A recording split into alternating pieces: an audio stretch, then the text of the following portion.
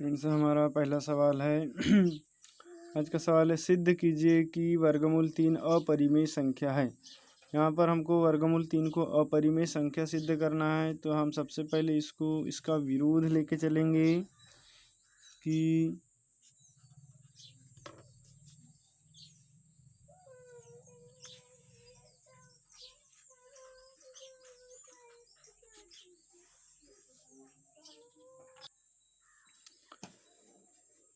तो हम इसको लेके चलते हैं कि माना कि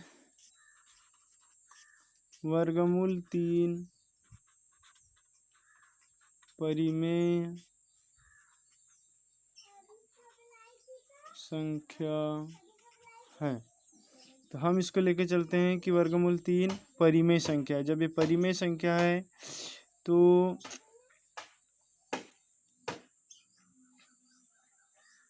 वर्गमूल 3 बराबर a/b,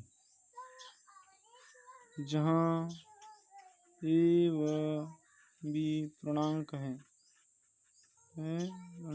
है तथा b बराबर नहीं है 0 के।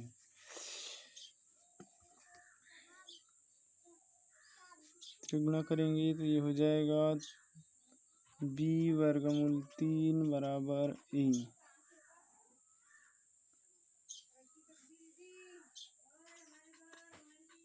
दोनों पक्षों का वर्ग करने पर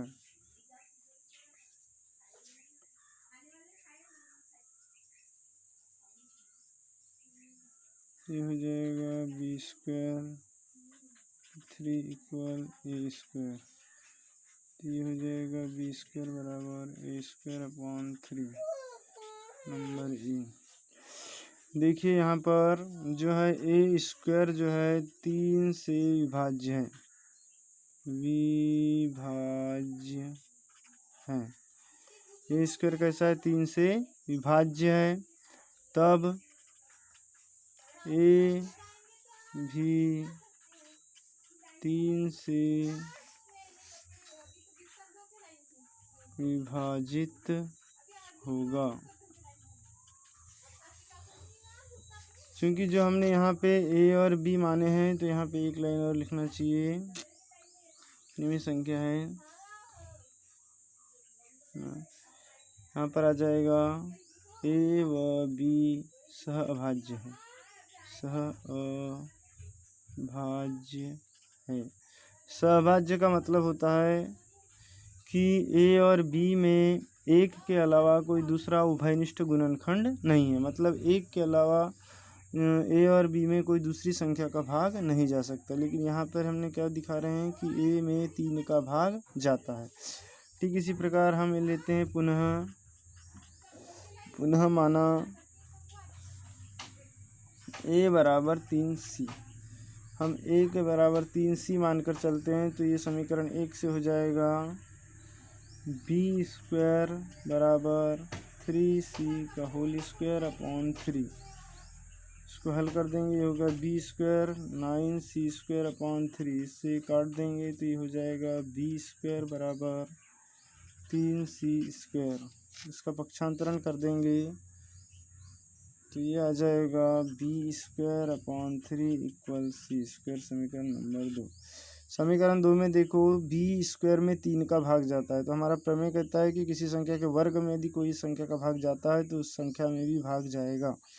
तो यहाँ पे हो जाएगा b² 3 से विभाज्य है, अतः b भी 3 से विभाजित होगा। तो जब 3 भी विभाजित होगा, हमने देखो समीकरण 1 हमारा क्या कह रहा है कि a 3 से विभाजित है, और यहाँ पर समीकरण 2 कहता है कि b भी 3 से विभाजित है। मतलब a और b में एक ऐसा संख्या है 3 जो उभयनिष्ठ गुणनखंड है। जबकि हमने मान के चला था कि a और b कैसी संख्या है? सह अभाज्य संख्या है, जहाँ एक के अलावा कोई भी संख्या का भाग नहीं जाता है। और ये हमारी मान्यता इसलिए गलत हुई क्योंकि हमने इसको क्या मान के चले हैं, परिमेय संख्या। अतः समीकरण 1 व 2 से स्पष्ट है कि ए व बी 3 से विभाजित होते हैं,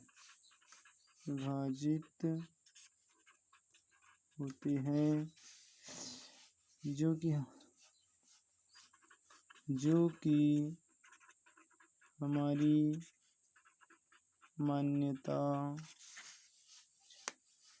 ए व बी सहभाज्य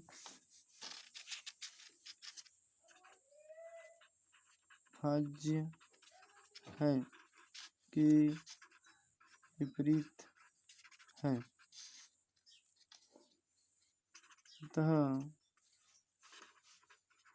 सिद्ध होता है कि वर्गमूल 3 परिमेय संख्या नहीं है, यह एक अपरिमेय संख्या है। अपरिमेय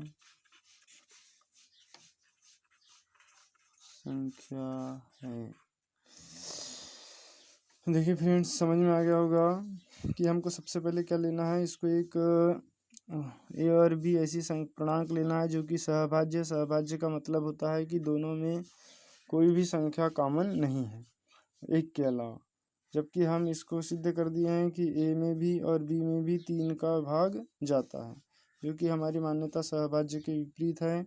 और यह विपरीत इसलिए है क्योंकि हमने इसको वर्गमूल 3 को परिमेय संख्या माना था। अतः सिद्ध होता है कि यह कैसी संख्या है, ये अपरिमेय संख्या है। हमारा सेकंड सवाल आता है कि 6, 72, 120 का अभाज्य गुणनखंड विधि से HCF और LCM ज्ञात करो। तो सबसे पहले 6 का अभाज्य गुणनखंड हम निकाल लेंगे 3 गुणित 2 या 2 गुणित 3। फिर 72 और 120 का अभाज्य गुणनखंड निकालेंगे। तो देखो 72 का जब निकालेंगे तो इस तरीके से हम निकाल लेंगे 36 दूनी 72, 18 दूनी 36, 9 दूनी 18 और 3 3 9।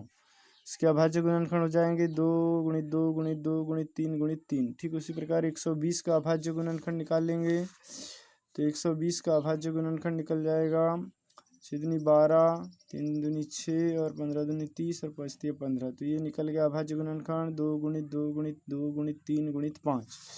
इसको हम इस तरीके से लिख लेंगे 72 बराबर 2 गुणित 2 गुणित 2 गुणित 3 गुणित 3 और 120 को इस तरीके से। अब चूंकि एलसीएम निकालेंगे तो एलसीएम का मतलब होता है कि सभी अभाज्य गुणनखंड का गुणनफल। तो देखो ये 2 ये लिख लिए हमने, ये वाला 2 भी लिख लिए, ये वाले 2 भी लिख लिए, ये 3 भी लिख लिए, ये 3 और ये 5। तो इनका सबका गुणनखंड करेंगे तो 5 तिया 15 तिया 45 दूनी 90, 9 दूनी 18, 180 और 180 दूनी 360। तो 360 आ गया इसका एलसीएम। इसके बाद एचसीएफ निकालेंगे। तो एचसीएफ का मतलब होता है इनका कॉमन फैक्टर। तो कॉमन फैक्टर यहाँ पर 2 है और ये 3, 2 और 3 दोनों में है। देखो ये 3 है सब में और ये 2 है, तो ये 3 दूनी 6, ये 6 हो गया इसका एचसीएफ।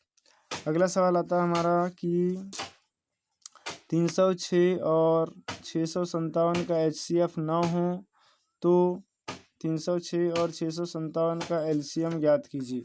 इसका LCM ज्ञात करने के लिए हमारे पास एक सूत्र होता है कि संख्याओं का गुणनफल बराबर LCM गुणित HCF। हमारे पास एक फार्मूला होता है कि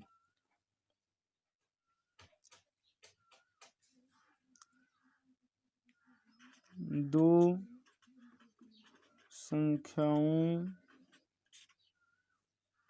का गुणनफल बराबर संख्याओं का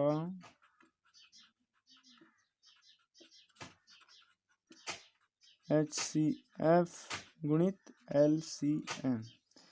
तो ये वाला फार्मूला यहाँ पर लगा देंगे। तो ये फार्मूला जब लगाएंगे तो देखो यहाँ पर हमारे पास दो संख्याएं दी हुई है 306 और 657। तो हो जाएगा 306 गुणित 657 बराबर और इनका HCF दिया है 9, तो HCF हो गया 9 गुणित LCM दिया है, नहीं दिया है, LCM ज्ञात करना है। इस 9 का पक्षांतरण करेंगे तो LCM बराबर हो जाएगा 306 गुणित 657 बटे 9, 9 का भाग दे देंगे,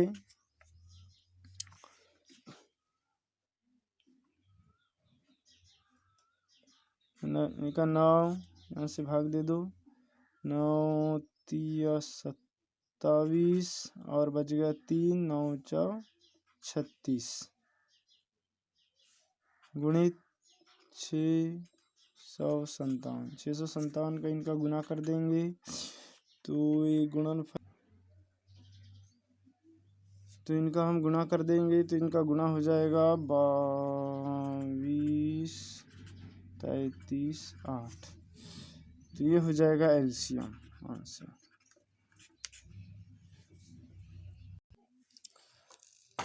अगला क्वेश्चन है हमारे पास कि दर्शाइए कि 3 वर्गमूल 2 अपरिमेय संख्या है।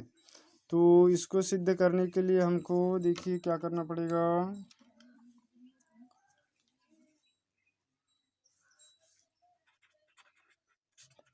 हाँ,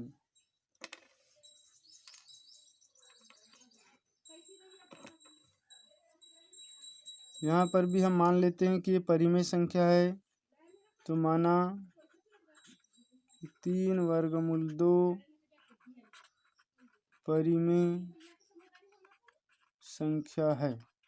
इनको परिमेय संख्या मानकर चलते हैं, तो जहाँ A व B इस प्रकार है कि सहअभाज्य है, सहअभाज्य पूर्णांक,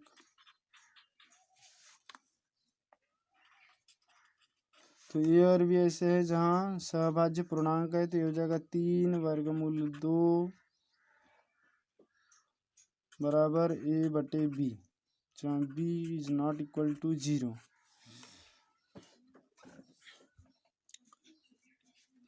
अब दोनों इसका पक्षांतरण कर देंगे तो ये हो जाएगा वर्गमूल 2 बराबर A बटे 3 B। अब देखिए यहाँ पर A बटे B ये परिमेय संख्या है और 3 भी परिमेय संख्या है, तो हम लिख सकते हैं चूंकि A B और 3 कैसे हैं, पूर्णांक है, पूर्णांक है, अतः A बटे 3 B परिमेय संख्या है, परिमेय संख्या है। और तब वर्गमूल 2 भी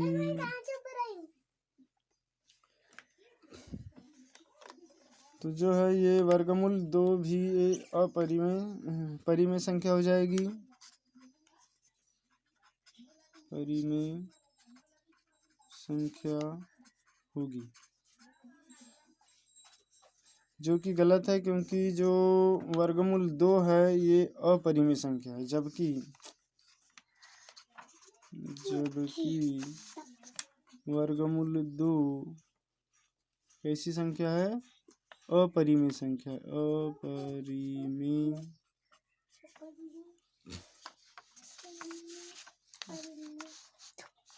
अपरिमेय संख्या है। तो हमारा जो हमने जो मानकर चले थे कि वर्गमूल 2 ये क्या है, परिमेय संख्या है, और इसी कारण ये वर्गमूल 2 परिमेय संख्या सिद्ध होता है, जो कि हमारी मान्यता के अनुसार है।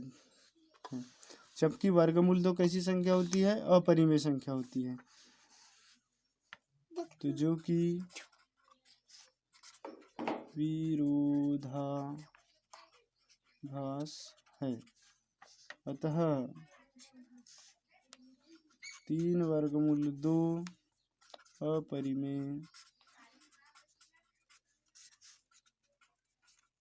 संख्या है।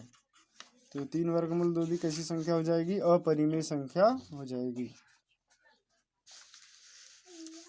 तो वीडियो यदि पसंद आया हो और इसी प्रकार का आप वीडियो और चाहते हैं कि आप स्टडी करें तो इस चैनल को लाइक करें, शेयर करें एंड सब्सक्राइब करें ताकि ज़्यादा से ज़्यादा वीडियो आप तक पहुंच सके और इसका आप लाभ ले सकें।